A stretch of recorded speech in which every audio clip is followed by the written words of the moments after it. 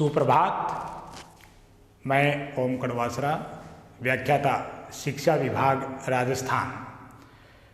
जैसा कि विधि भाग के अंतर्गत या कानूनी भाग के अंतर्गत महिला एवं बाल अपराध के अधीन हमने पॉक्सो एक्ट 2012 के बारे में विगत कक्षाओं में पढ़ा है। शुरुआती परिचय से लेकर या बालकों के अधिकारों का संरक्षण करने के लिए विशेष प्रकार के अधिनियम या बाल अधिकार संरक्षण अधिनियम या बाल संरक्षण अधिनियम 2005 की शक्तियों के अधीन जो आयोग गठित किए जाते हैं, उनको जिम्मेदारी दी जाती है। उसी क्रम में शुरुआती तौर पर हमने कुछ धाराओं का अध्ययन किया है। अब आज की जो कक्षा है उसमें पॉक्सो एक्ट 2012 से जुड़े हुए कुछ नियम हैं, रूल्स हैं, उनका हम अध्ययन करेंगे।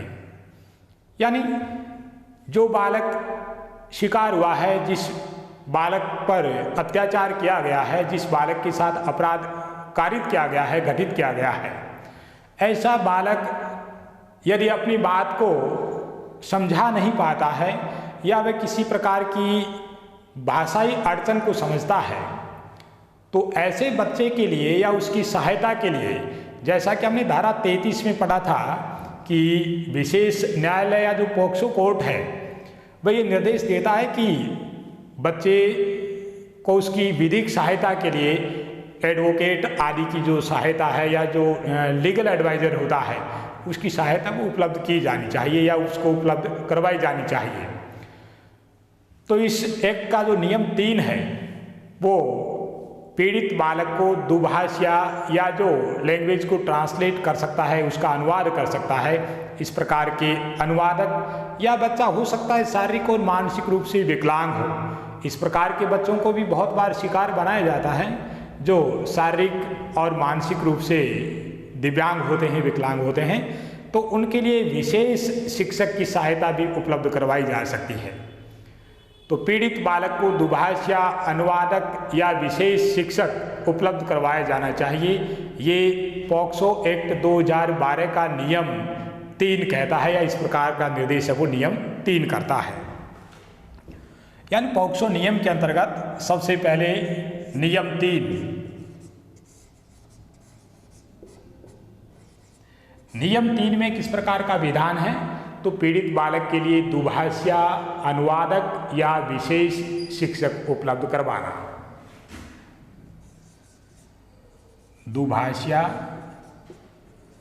यानी जो किसी भाषा की अड़चन को दूर करने के लिए उसका ट्रांसलेशन करता है, या अनुवादक कह सकते हैं, या बच्चा शारीरिक और मानसिक रूप से विकृत है, उसमें इस प्रकार के विकार हैं, कमियां हैं, तो उसकी सहायता के लिए विशेष शिक्षक की व्यवस्था की जा सकती है।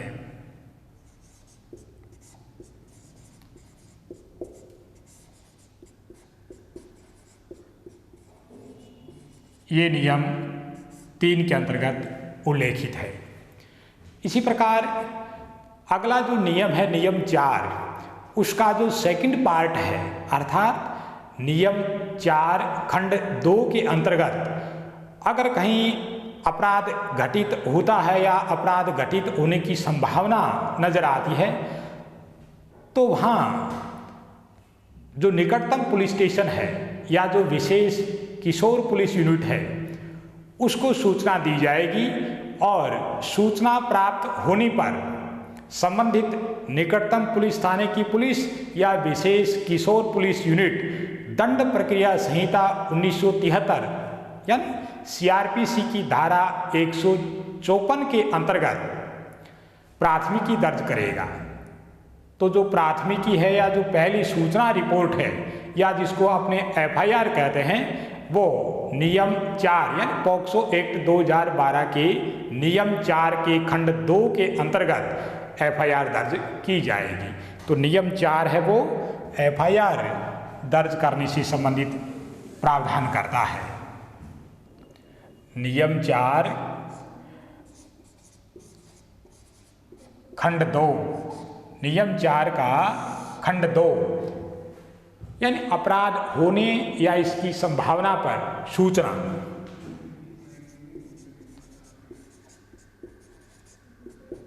अपराध होने या संभावना पर, यानी कई बार इस प्रकार की संभावना बनती है और अपराधी उसमें कामयाब नहीं हो पाता है, उससे पहले ही पुलिस को इस प्रकार की सूचना मिल जाती है या कोई आदमियों को इस प्रकार की रिपोर्ट निकटतम पुलिस स्टेशन में या विशेष किशोर पुलिस यूनिट को इन्फॉर्म करके बता देता है।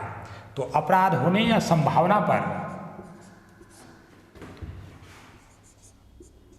प्राथमिकी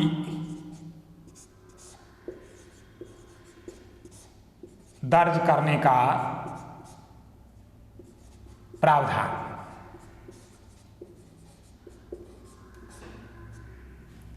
यानी एफआईआर दर्ज की जाएगी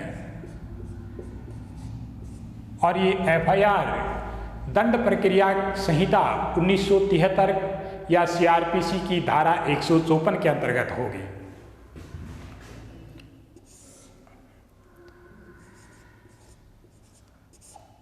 दंड प्रक्रिया संहिता यानी सीआरपीसी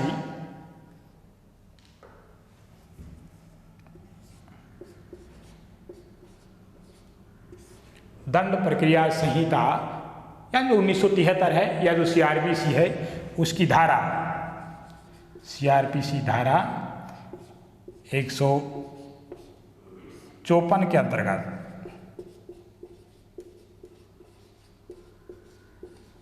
प्राथमिकी दर्ज की जाएगी।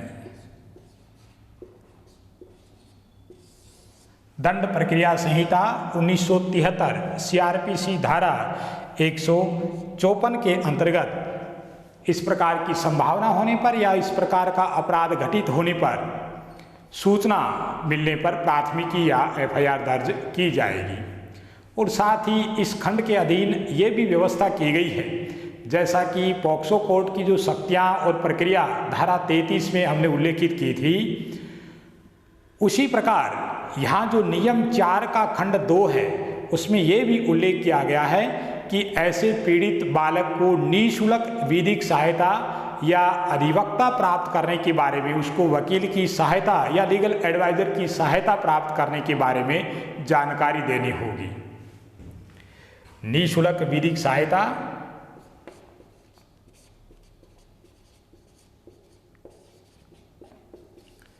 या कानूनी सहायता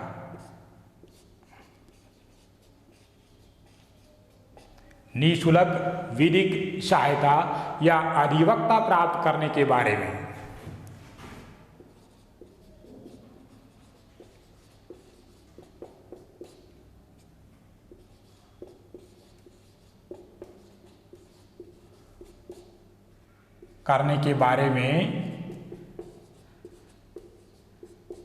जानकारी दी जाएगी। यानी इस प्रकार के व्यक्ति से बालक है वो विधिक सहायता ले सकता है, कानूनी सहायता ले सकता है। तो ये जो नियम है 4 खंड 2, इसमें सूचना मिलने पर विशेष किशोर पुलिस यूनिट या निकटतम पुलिस स्टेशन में प्राथमिकी दर्ज की जाएगी और ये दंड प्रक्रिया संहिता 1973 सीआरपीसी की धारा 154 के अंतर्गत दर्ज होगी। और साथ ही जो व्यक्ति एफआईआर दर्ज करवाने वाला है उसको निःशुल्क उस प्राथमिकी की प्रति या उसकी प्रतिलिपि भी उपलब्ध करवानी होगी। ये भी संबंधित पुलिस का काम है कि जो व्यक्ति प्राथमिकी दर्ज करवाता है या इस प्रकार की सूचना देता है उस व्यक्ति को उस परिवार की निःशुल्क प्राथमिकी की प्रतिलिपि है वो उपलब्ध करवाई जानी चाहिए।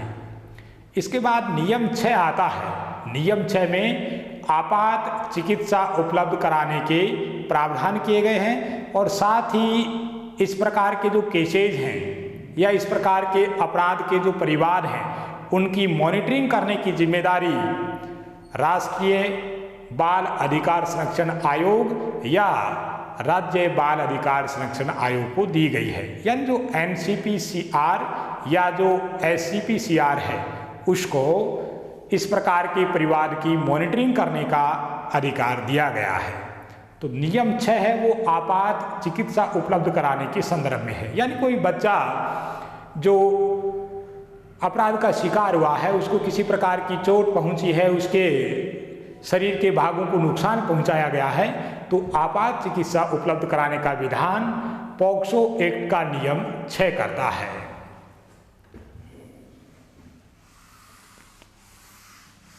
पॉक्सो एक्ट का नियम 6 आपात चिकित्सा उपलब्ध कराने से संबंधित है।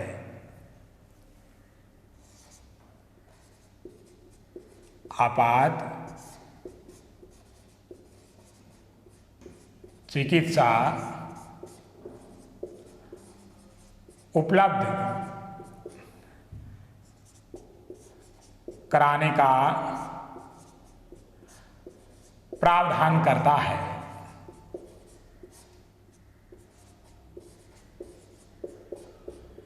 इस प्रकार का उल्लेख नियम 6 के अंतर्गत किया गया है। और साथ ही मॉनिटरिंग की हमने चर्चा की है कि मॉनिटरिंग की जिम्मेदारी भी दी गई है।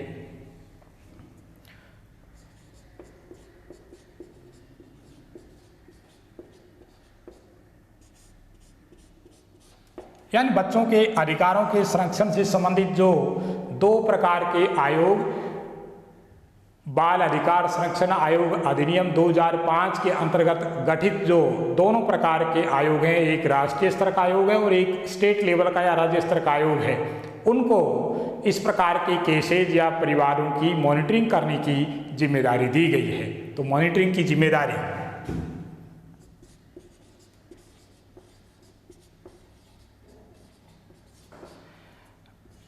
ये राष्ट्रीय आयोग या राज्य स्तर पर गठित आयोग की है।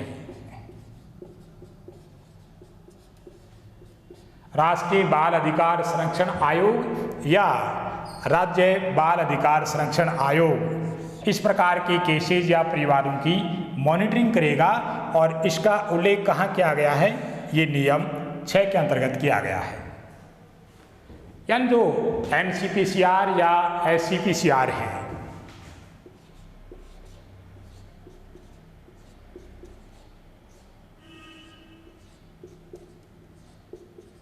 वो इस प्रकार के परिवारों की मॉनिटरिंग करने की जिम्मेदारी का निर्वहन करेंगे या जिम्मेदारी को निभाएंगे। इसके बाद जो पीड़ित बालक है उसको शारीरिक, मानसिक या अन्य प्रकार की जो क्षति हुई है, उसका जो नुकसान हुआ है, उसकी भरपाई के लिए जैसा कि पॉक्सो कोर्ट के पास जो शक्तियां हैं, धारा 33 पॉक्सो एक्ट की धारा 33 में इस प्रकार का उल्लेख किया गया है कि संबंधित पीड़ित बच्चे को प्रतिकर दिया जाएगा।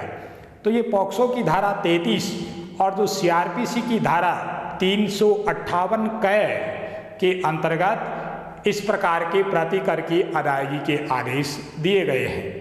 यानी जब कोर्ट फैसला सुनाता है तो इस प्रकार के कोर्ट के द्वारा आदेश या निर्देश दिए जाने के 30 दिन के भीतर ये सरकार की जिम्मेदारी होगी कि बच्चे को उसके उपचार, उसके पुनर्वास और उसके कल्याण के लिए संबंधित जो प्रतिकर है उसकी संदायगी की जाएगी या उसको इस प्रकार का प्रतिकर या जो मुआवजा है वो दिलाया जाएगा। तो प्रतिकर ये एक प्रकार की मुआवजा राशि के लिए आया है। ये नियम 7 के अंतर्गत उल्लेखित किया गया है।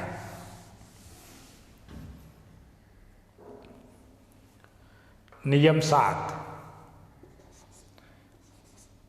प्रतिकर से संबंधित है। प्रतिकर का सामान्य अर्थ हमने मुआवजा राशि लिया है। ये प्रतिकर से संबंधित है।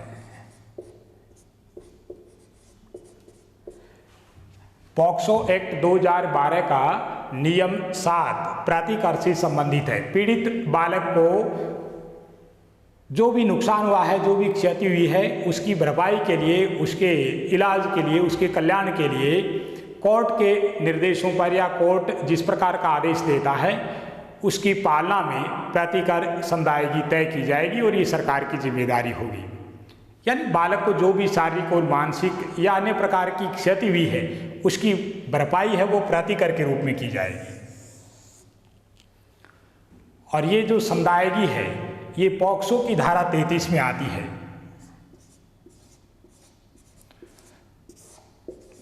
पॉक्सो एक्ट 2012 की धारा 33, यानी जो विशेष न्यायालय हैं या जो पॉक्सो कोर्ट हैं, उनकी जो शक्तियां और जो प्रक्रियाएं निर्धारित की गई हैं धारा 33 में, उसी के अधीन प्रतिकर की भी चर्चा की गई है, जैसा हमने पहले पढ़ा भी है। और ये सीआरपीसी की जो धारा 358 क है उसके अंतर्गत भी उल्लेखित है। सीआरपीसी की धारा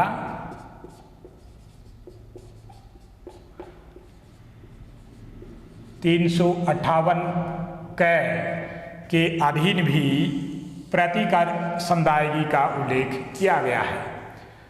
और जब कोर्ट निर्णय देता है या इस प्रकार के प्रतिकर अदायगी के आदेश देता है, तो ये 30 दिन के भीतर सरकार की जिम्मेदारी है कि वह संबंधित बालक को प्रतिकर दिलाएगी।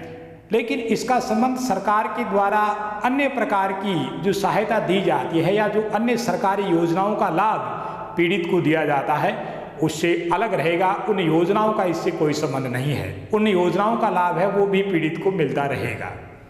तो 30 दिन के भीतर संदायगी होनी चाहिए। कोर्ट जब निर्देश देता है उसके 30 दिन के भीतर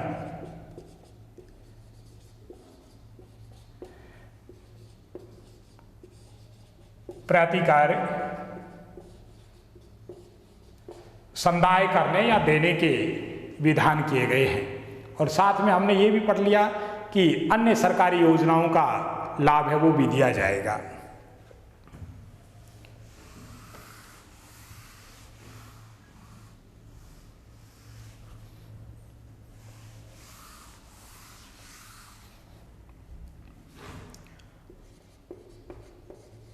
अन्य सरकारी या जो राजकीय योजनाएं हैं,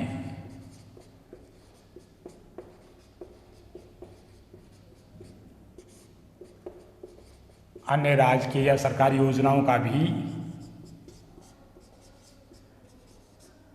लाभ दिया जाएगा।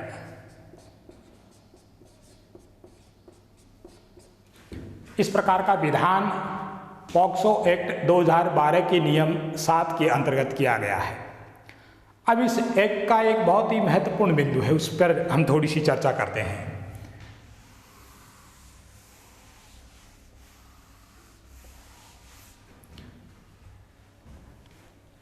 यानी जब बच्चे के अपराध से संबंधित सूचना प्राप्त हो जाती है या रिपोर्ट प्राप्त हो जाती है, तो सूचना प्राप्त होने या रिपोर्ट दर्ज होने के 24 घंटे के भीतर ऐसे बच्चे को स्पेशल कोर्ट या विशेष न्यायालय अथवा सेशन कोर्ट या सेशन न्यायालय या बाल कल्याण समिति यानी CWC के सामने उसको पेश करना होगा। ये विशेष किशोर पुलिस यूनिट या स्थानीय पुलिस स्टेशन की जिम्मेदारी बनती है कि जिस बच्चे के बारे में हमने प्राथमिकी दर्ज की है या जिस प्रकार के बच्चे के बारे में हमें सूचना प्राप्त हुई है, उस बच्चे को 24 घंटे के भीतर विशेष न्यायालय या सेशन न्यायालय या बाल कल्याण समिति यानी चाइल्ड वेलफेयर कमेटी या CWC के सामने उसको पेश करना होगा।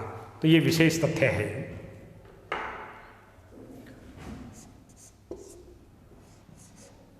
चौबीस घंटे के भीतर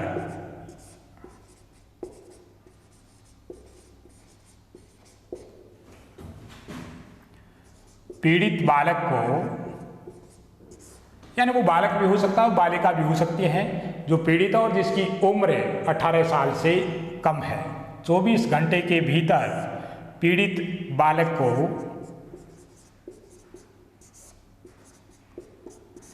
विशेष न्यायालय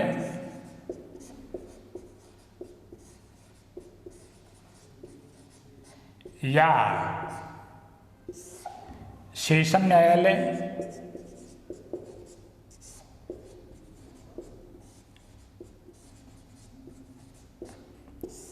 या बाल कल्याण समिति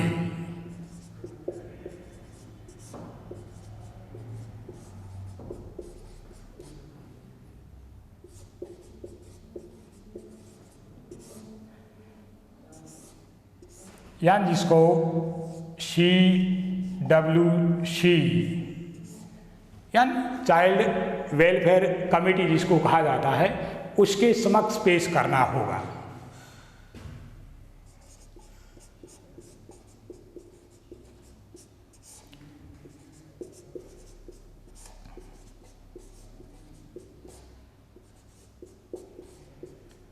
यानी इस प्रकार के कोर्ट की या बाल कल्याण समिति की उस बच्चे को सुरक्षा प्रदान करने और उसकी सहायता करने की जिम्मेदारी बनती है। तो इस प्रकार का उल्लेख है वो इस नियम के अंतर्गत किया गया है या इस एक्ट के अंतर्गत किया गया है।